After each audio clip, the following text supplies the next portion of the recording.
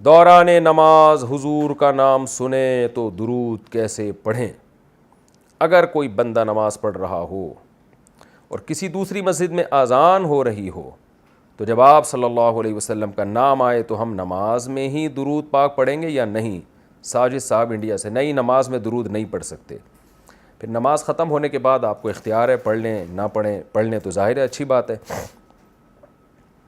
معذور بچہ آزمائش ہے یا سزا؟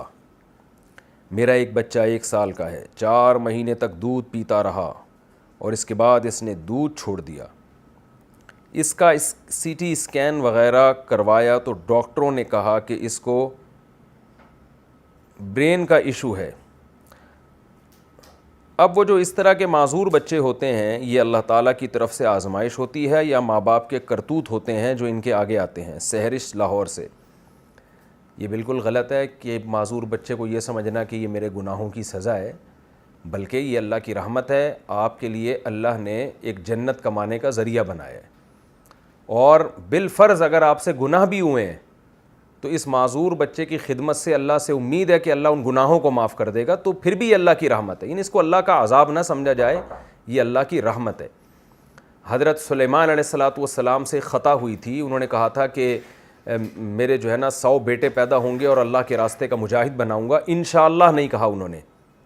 تو یہ جو پیغمبر ہوتے ہیں نا، ان کی چھوٹی غلطیاں، چھوٹی خطائیں بھی بہت بڑی خطا سمجھی جاتی ہے اللہ کی نظر میں، کیونکہ یہ ان کا مقام بہت اونچا ہے. تو اللہ نے، کیونکہ انشاءاللہ آپ نے نہیں کہا، تو اللہ تعالیٰ نے آپ کو تنبیہ کیا کی کہ آپ کا 100 بیٹوں کے بجائے ایک معذور بچہ پیدا ہو گیا.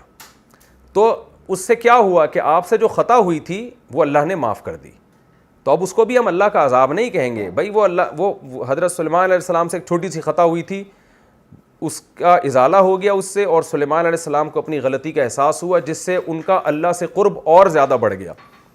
تو بعض دفعہ ایسے ہوتا ہے کہ مسلمان سے کوئی خطا ہوتی ہے تو اس پہ کوئی آزمائش آتی ہے، لیکن وہ آزمائش سزا کے طور پہ نہیں آتی، بلکہ اللہ اس کو دنیا میں ہی اس کی خطاؤں کو معاف کر دیتے ہیں اس آزمائش کی وجہ سے. اور بعض دفعہ ایسے بھی ہوتا ہے کہ کوئی خطا نہیں ہوتی، بلکہ ویسے ہی اللہ کی طرف سے ایک آزمائش ہوتی ہے، آپ سے کوئی گناہ نہیں ہوتا، ویسے ہی آزمائش ہوتی ہے تاکہ آپ کی آخرت میں درجات بلند ہو. تو اب آپ اس بحث میں نہ پڑیں کہ آپ سے کوئی گناہ ہوا ہے یا نہیں ہوا، بلکہ آپ یہ دیکھیں کہ جو بھی ہے یہ بچہ اللہ کی طرف سے میرے لیے گفٹ ہے، رحمت ہے، اور یہ انشاءاللہ میری قیامت کے دن اللہ نے چاہا تو نجات کا ذریعہ بنے گا.